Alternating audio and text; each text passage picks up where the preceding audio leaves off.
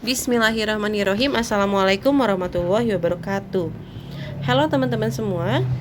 Pada kesempatan kali ini saya akan menyampaikan petunjuk praktik untuk mata kuliah pembelajaran mikro atau micro teaching untuk program studi PGSD FKIP UMI.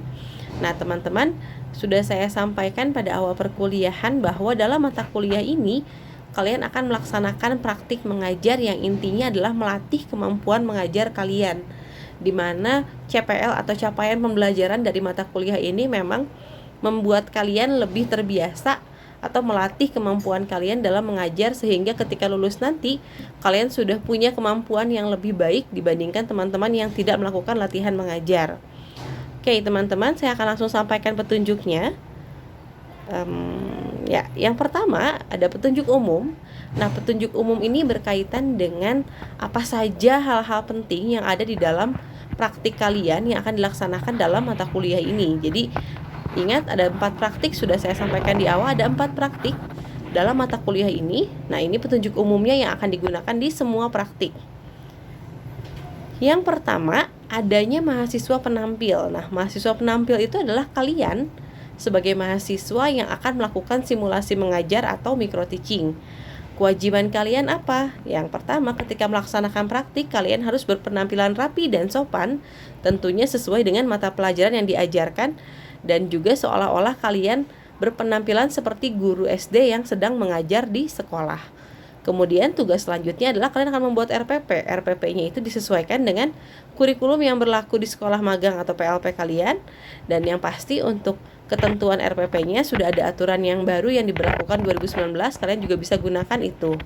Dan nanti membuat RPP-nya tidak diketik, melainkan ditulis. Ditulisnya di buku polos tanpa garis atau boleh juga di kertas HVS. Jadi nanti selesai bikin RPP, kalian akan memfoto atau juga boleh men-scan RPP kalian untuk dilampirkan dalam penilaian.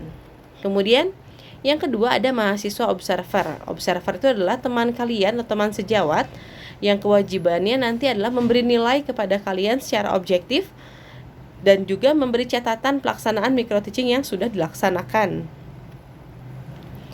Kemudian pelaksanaannya untuk praktik itu kalian wajib melibatkan peserta didik. Jadi beda dengan membuat video pembelajaran, praktik mengajar atau simulasi mengajar dalam perkuliahan ini kalian wajib melibatkan peserta didik. Boleh peserta didiknya yang real, nyari anak-anak SD misalnya, atau datang ke sekolah untuk praktik, itu boleh. Atau boleh juga dengan teman sejawat atau sesama mahasiswa. Kemudian untuk kelas, mata pelajaran dan materi yang diambil harus sesuai dengan kurikulum yang berlaku di sekolah kalian atau di sekolah magang kalian atau di sekolah tempat kalian tinggal sekarang atau praktek sekarang. Jadi teman-teman nggak boleh ngaco. Misalnya saya pengen ngajarin materi A di kelas A, padahal sebetulnya materi tersebut bukan untuk kelas tersebut. Nah itu nggak boleh. Jadi harus sesuai dengan kurikulum yang berlaku. Nah kemudian yang pertama ada praktik 1. Nah praktik 1 ini apa saja sih yang perlu diperhatikan? Nah praktik 1 adalah praktik dengan kelas dan mata pelajaran bebas. Mata pelajaran yang ada di dalam tema ya, jadi sesuai dengan temanya. Nah, kalian bisa pilih mata pelajaran apa saja di dalam tema tersebut sesuai dengan minat dan bakat kalian sendiri. Oh, saya kebetulan sukanya bahasa Indonesia atau saya sukanya SBDP, silahkan sesuai keinginan kalian, dipilih saja, kelasnya juga bebas. Kemudian praktiknya akan dilaksanakan selama 5 menit saja. Dan nanti teman-teman hanya diperbolehkan menggunakan papan tulis atau karton kosong dan spidol untuk medianya. Jadi nggak boleh bikin media apa-apa selain menggunakan karton kosong atau papan tulis. Silahkan disesuaikan saja dengan bisanya pakai apa, karena ada penilaian untuk tulisan kalian. Kemudian untuk praktiknya ini saya bebaskan, silahkan kalau ada yang mau praktik di lab micro teaching itu diperbolehkan, atau kalau mau praktiknya di lokasi masing-masing juga itu dipersilahkan. Dan yang terakhir nanti teman-teman observer atau teman yang tadi teman sejawat itu akan menyimak simulasi mengajar kalian dan juga memberikan penilaian kepada kalian secara daring boleh, luring juga boleh, sesuaikan dengan kesepakatan dengan penampil. Misalnya si A hari ini tampil nih, observernya si B. Boleh disepakati dulu, misalnya B mau ikut penilaiannya ketika saya mengajar langsung, memberi penilaian di lokasi, atau boleh juga misalnya ya udah saya nanti nonton videonya aja lalu saya beri penilaian. Itu boleh. Dan kalau misalnya mau langsung pun boleh, misalnya bergantian, misalnya si A menilai si B menilai si A, itu boleh ya teman-teman.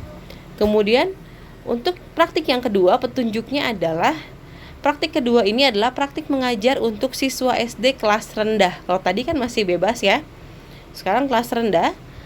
Nah, untuk pelajarannya ini juga boleh disesuaikan dengan mata pelajaran yang ada di SD, tetapi bukan mata pelajaran yang sesuai dengan keminatan. Jadi kalau yang keminatannya bahasa, jangan ngambil bahasa. Yang keminatannya IPA, jangan IPA. Kemudian mata pelajaran juga nggak boleh yang sudah diambil di praktik 1 tadi. Jadi udah aja yang kemarin misalnya praktik 1-nya ngambilnya pelajaran bahasa Indonesia, berarti praktik 2-nya jangan pelajaran tersebut. Kemudian untuk penampil akan diberikan waktu selama 8 menit saja untuk melaksanakan praktik 2. Nah, untuk praktik 2 ini kalian sudah boleh menggunakan media atau membuat media atau bahan ajar dengan nominal maksimal Rp2.000 saja. Jadi setiap 1 kali ngajar untuk praktik 2 kalian boleh membuat media seharga Rp2.000, itu tuh maksimal. Jadi nggak boleh lebih dari Rp2.000. Dan tidak boleh medianya hasil ngeprint, tidak boleh di print. Jadi buat sendiri. Kemudian untuk alokasi biayanya nanti akan kalian tuliskan juga di RPP kalian seperti ini. Jadi ada nomornya, ada nama barangnya apa, kemudian kuota itu jumlahnya ya, misalnya 1 barang atau 2 barang, kemudian harga satuannya berapa dan jumlahnya berapa, nanti dihitung totalnya berapa, maksimal Rp2.000. Ya, jadi ingat ngajar itu kita nggak boleh pakai media yang terlalu mahal, justru sehemat mungkin, semurah mungkin. Maksimal Rp2.000. Bisa menggunakan benda-benda di sekitar kalian juga. Kemudian yang ketiga adalah ada praktik 3. Kalau praktik 3 kita masuk ke kelas tinggi dan mata pelajarannya adalah mata pelajaran terpisah. Kalian sudah tahu ya mata pelajaran terpisah apa saja. Silahkan pilih salah satu dari mata pelajaran terpisah tersebut dan nanti kalian akan tampil selama 10 menit. Untuk praktik 3 ini ada perbedaan dengan praktik 1 dan 2, di mana praktik 3 ini kita akan berfokus pada PJJ atau pembelajaran jarak jauh. Jadi kalian diperbolehkan untuk membuat media atau bahan ajar tapi berbasis online atau digital. Praktiknya bagaimana nanti? Praktiknya akan dilaksanakan secara daring melalui WhatsApp group sesuai dengan jadwal dan giliran yang telah disepakati. Jadi ini nanti kita jadwalkan saja kapan waktunya. Untuk praktik 3 ini khusus ya. Kemudian nanti tetap peserta didiknya bukan lagi dari luar, tetapi hanya dari teman sejawat atau teman sekelas kalian. Jadi nanti bisa langsung ngajarnya di grup, waktunya 10 menit.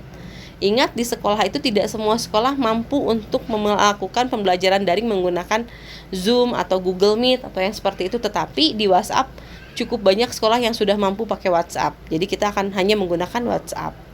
Kemudian yang terakhir, petunjuk praktik yang keempat, ini adalah praktik UAS, di mana pelajarannya merupakan mata pelajaran atau mata kuliah keminatan kalian.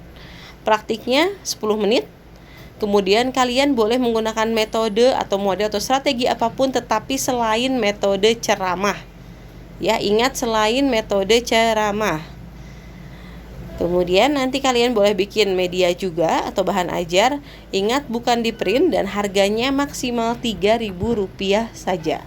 Nanti sama seperti praktik sebelumnya, yang praktik 2 dituliskan juga untuk kebutuhan media atau sumber belajar kalian sebanyak nominalnya maksimal Rp3.000.